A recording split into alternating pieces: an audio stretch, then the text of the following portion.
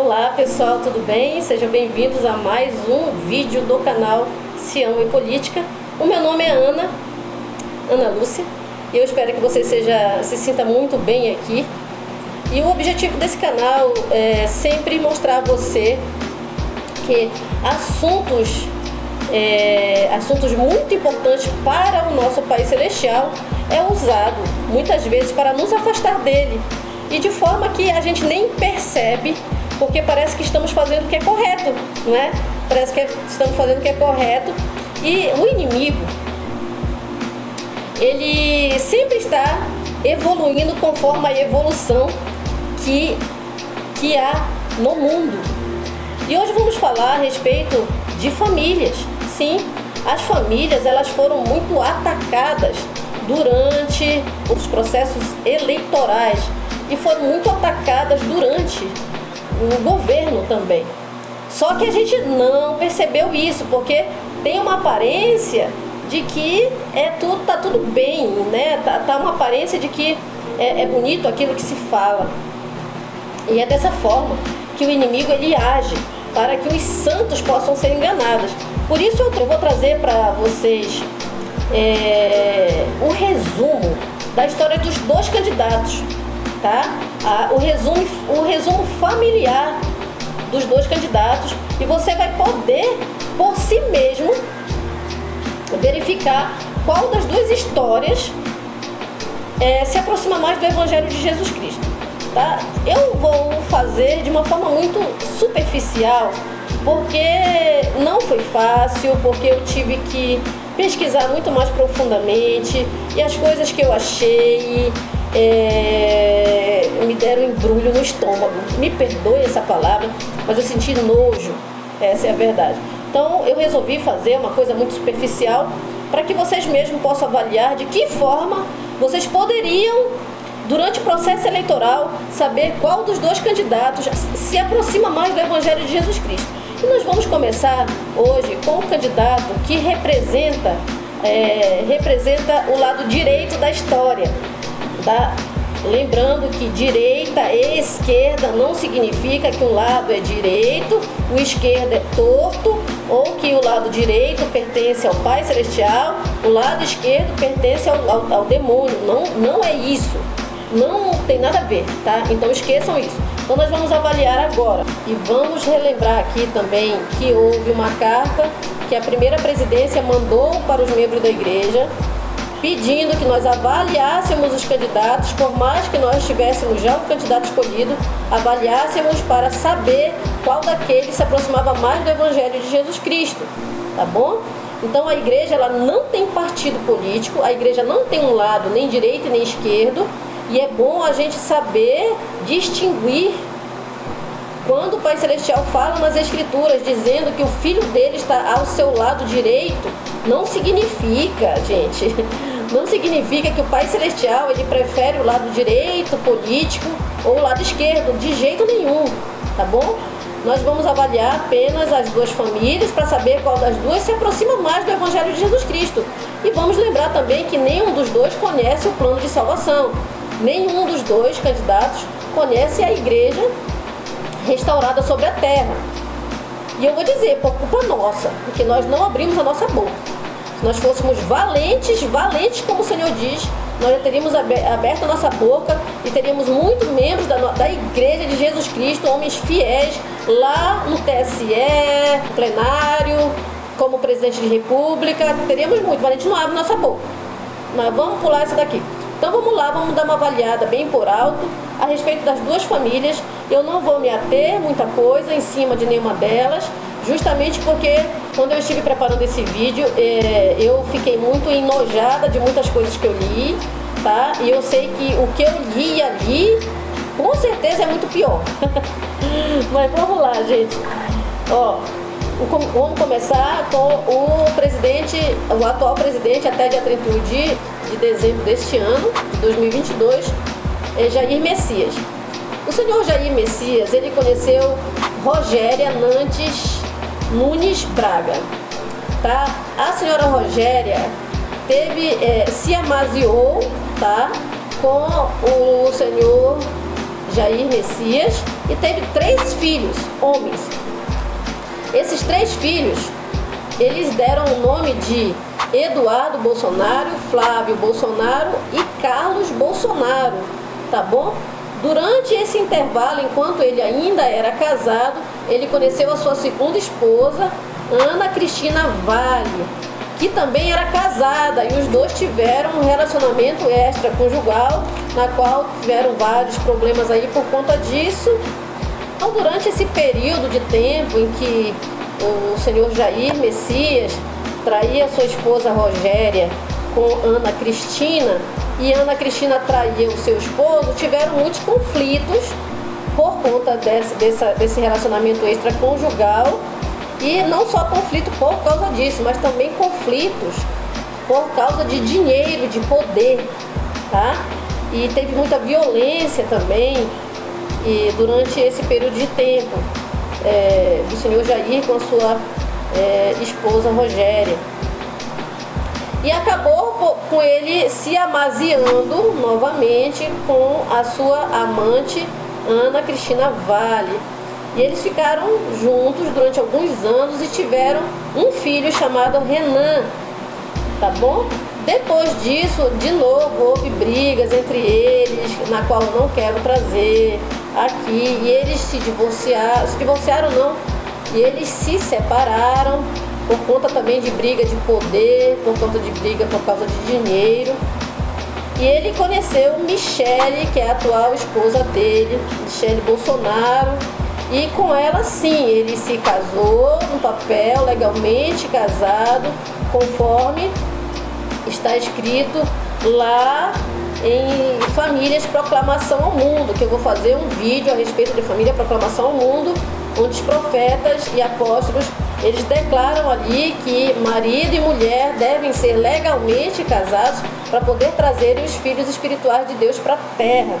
Então, Jair Messias, ele casou-se com Michele Bolsonaro, mas na realidade ela e mais as outras, Ana Cristina Vale e Rogéria, elas estão sempre ligadas ali, porque elas estão sempre envolvidas em escândalos de poder, de corrupção. Inclusive, a Michele Bolsonaro, ela ganhou um apelido muito carinhoso de Micheque, tá bom?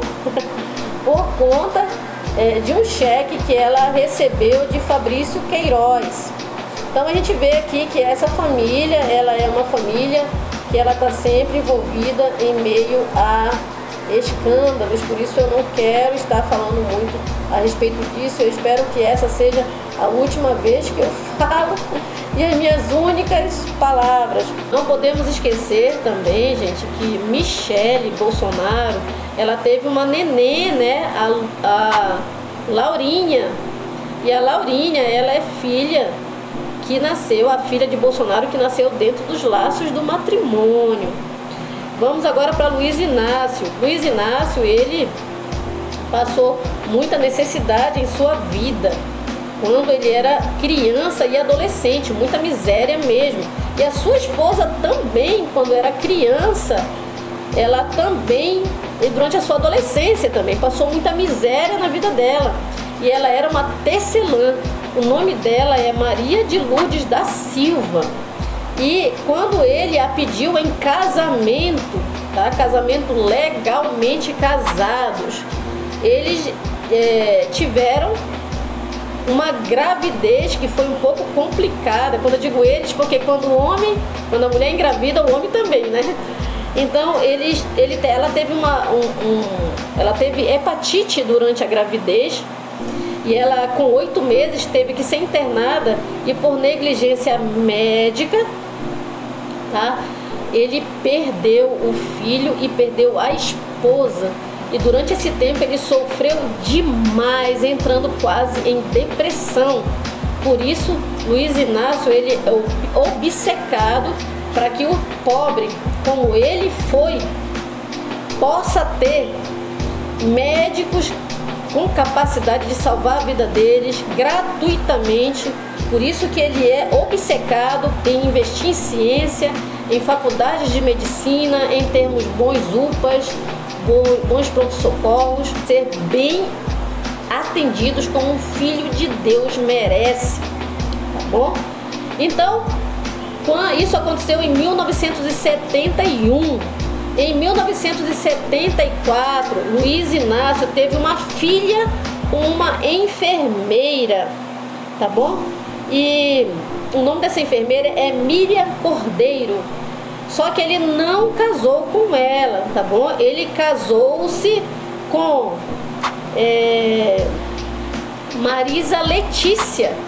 A Marisa Letícia, ela era uma moça que também era viúva, assim como ele era viúvo. E ela já tinha um filho e ele pediu ela em casamento, casou-se alguns meses depois e assumiu a paternidade do filho de Marisa, tá?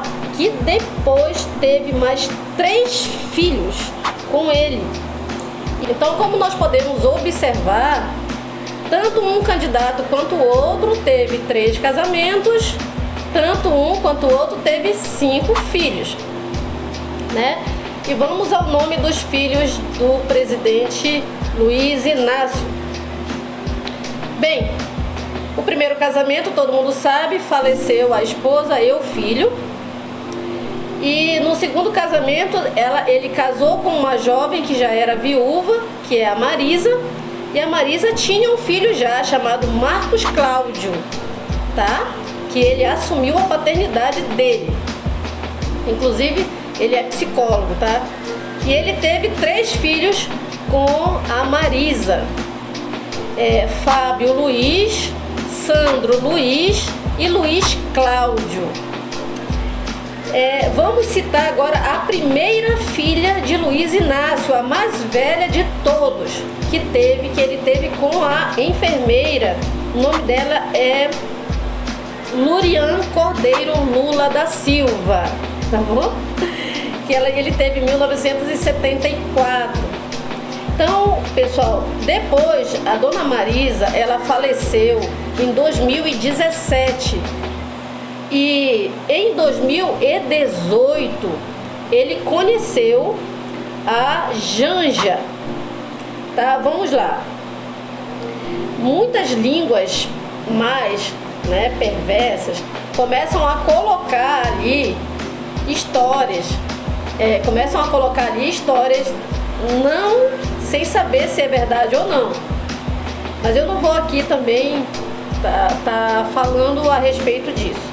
Mas em 2018 ele conheceu a Janja em um jogo de futebol. A Janja, ela já era militante do PT há muitos anos, desde quando ela era muito jovem, tá? E é óbvio, como eu e como você, como todo o Brasil, como todo mundo conhece o Lula. Ela já conhecia o Lula, mas nunca tinha tido contato com ele, como eu, como você. E um belo dia, ela estava lá em um jogo de futebol aonde Chico Buarque iria estar jogando. E ela, louca pelo Chico Buarque, ela foi lá assistir esse jogo e depois foi tirar foto com Chico Buarque. E lá ele viu ela, se encantou por ela, mandou um bilhetinho para ela. Ela mandou outro bilhetinho de volta, dando o número para ele. Ele, depois que terminou tudo, ligou para ela e os dois começaram um namoro. 4 meses depois ele foi preso. E durante os 580 dias da prisão dele, a Janja, ela escreveu 580 cartas para ele, gente.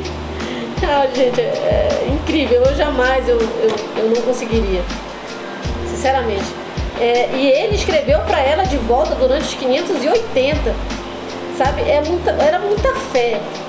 E quando ele foi solto, eu vou postar para vocês aqui qual foi a reação dela e quando ele apresentou ela para todo aquele acampamento que estava ali na frente, para a sociedade. Apresentou ela para a sociedade como sua futura esposa e logo alguns meses depois eles se casaram, tá? Um casamento belíssimo para apenas 150 pessoas, no qual muitos parentes dele não pôde ir, justamente por ele tinha que escolher a dedos alguns representantes de famílias.